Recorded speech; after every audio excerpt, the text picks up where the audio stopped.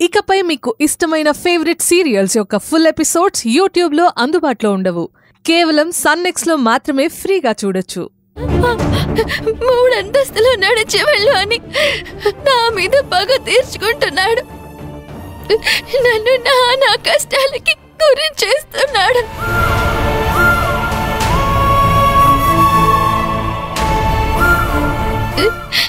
నేనెప్పుడు ఇంత కష్టం పడిందే లేదు. నేను కాళ్ళ నొప్పులతో రోజు ఎంత బాధపడుతున్నానో తెలుసా?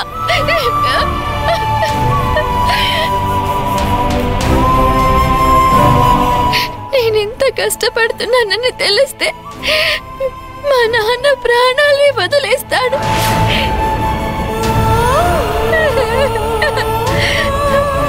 మా నాన్నతో మాట్లాడాలనిపిస్తుంది, కానీ నేను ఫోన్ చేయను. ఎందుకో తెలుసా? ఎక్కడ నేను మా నాన్నతో మాట్లాడేటప్పుడు ఏం చేస్తానేమోనని భయంగా ఉంది. నా బాధని ఎవరికైనా చెప్పుకోవాలనుకున్నప్పుడు జయంతక్క నాకు తోడుగా ఉండేది. కానీ ఇప్పుడు ఆవిడ కూడా అశ్విన్ కోసం నన్ను అసహించుకోవడం చేస్తుంది.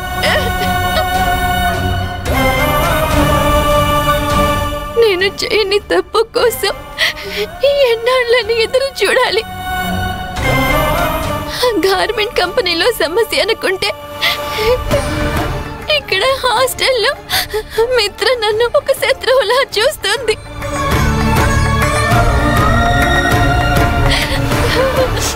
నేను వచ్చిన తర్వాత మా అమ్మ నాన్న అక్కని వదిలేసి ఎంత బాధపడుతున్నానో,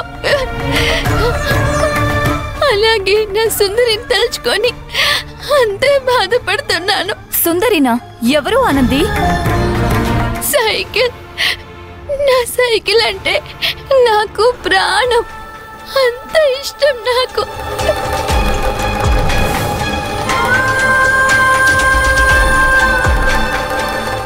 ఒకరోజు మిత్ర తొక్కే సైకిల్ చూసి నా సుందరి గుర్తొచ్చి వెళ్ళాను, ముట్టుకున్నాను. దానికి ఆ మిత్ర ఎంత నీచంగా మాట్లాడిందో తెలుసు కదా మీకు.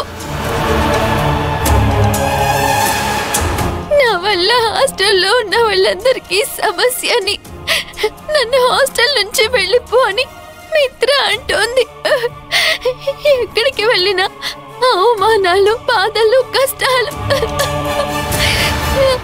నాతో స్నేహంగా ఉన్న వాళ్ళు కూడా నన్ను శత్రువులాగే చూస్తున్నారు. నాకు బతకాలి అన్న ఆశ లేదు. చచ్చిపోతే బాగుండు అనిపిస్తుంది. ఆనంది, ఇంకోసారి ఇలా చచ్చిపోతాను అనక ఆనంది. మేమందరం నీకు తోడుగా ఉంటాం. జరిగిన విషయాలు తలుచుకుంటూ ఉంటే మనం బతకలేము ఆనంది. మన మీద ప్రేమని చూపించే వాళ్ళని తలుచుకుని ఆ కష్టాల్ని దాటుకుంటూ వెళ్ళాలి. చూడానంది, ఇంకెప్పుడూ కూడా అలా ఏడవకూడదు. ధైర్యంగా ఉండు. ముందు నువ్వు వెళ్ళి పడుకో. నిద్ర లేచాక అన్నీ సర్దుకుంటాయి. సరే, నువ్వు పడుకో ఆనంది, పడుకో.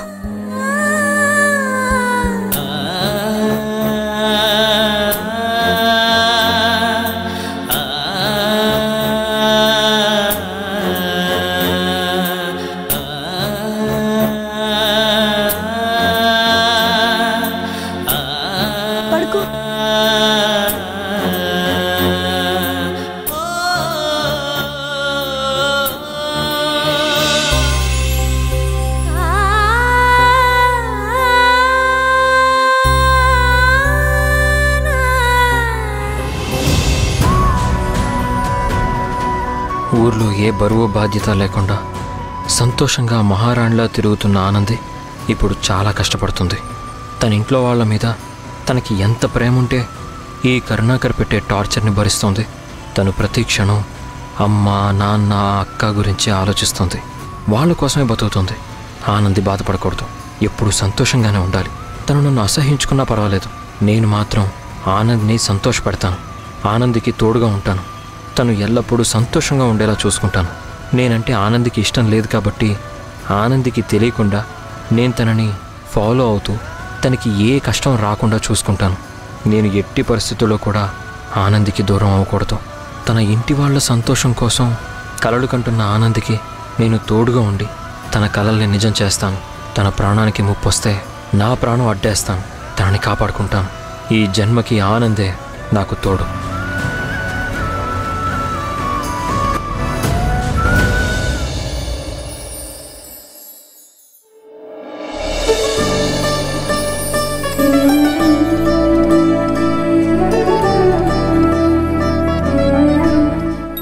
నమో భగవతే వాసుదేవాయ.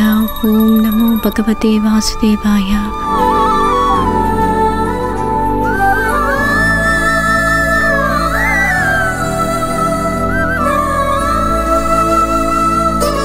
గాయత్రి, ఒక్క నిమిషం.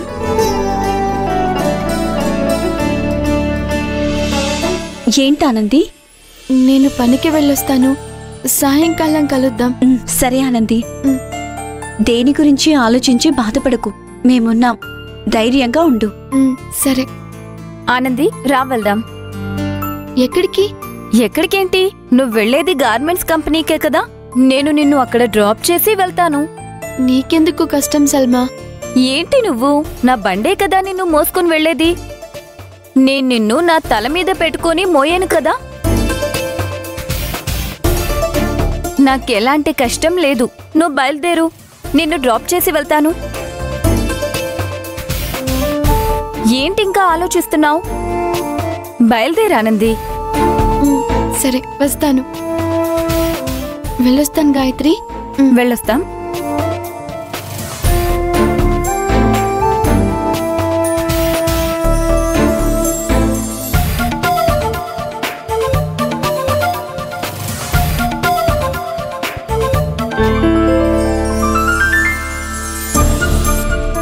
అరే రే, అయ్యో,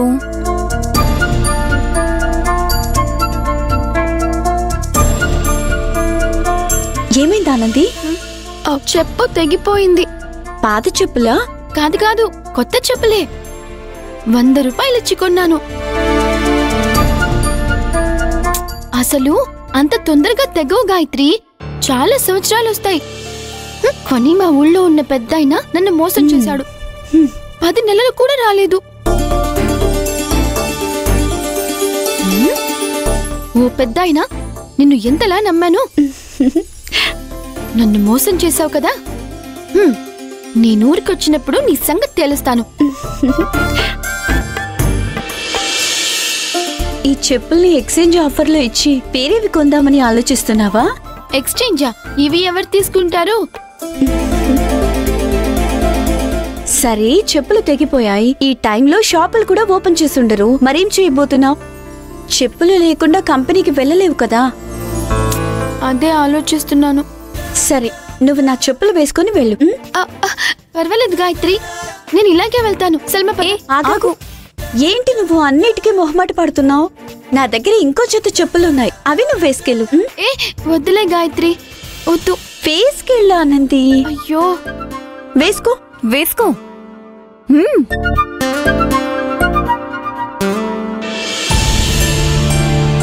హాయ్, నా కాళ్ళకి కరెక్ట్ గా సరిపోయాయి. సరిపోయాయా?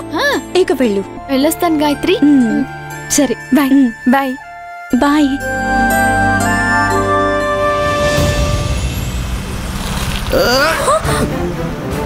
ఏంటన్నా, కాస్త చూసుకొని రావచ్చు కదా. నేను చూసే వచ్చాను, నువ్వే రోడ్డు మధ్యలో వచ్చావు. చూసుకో.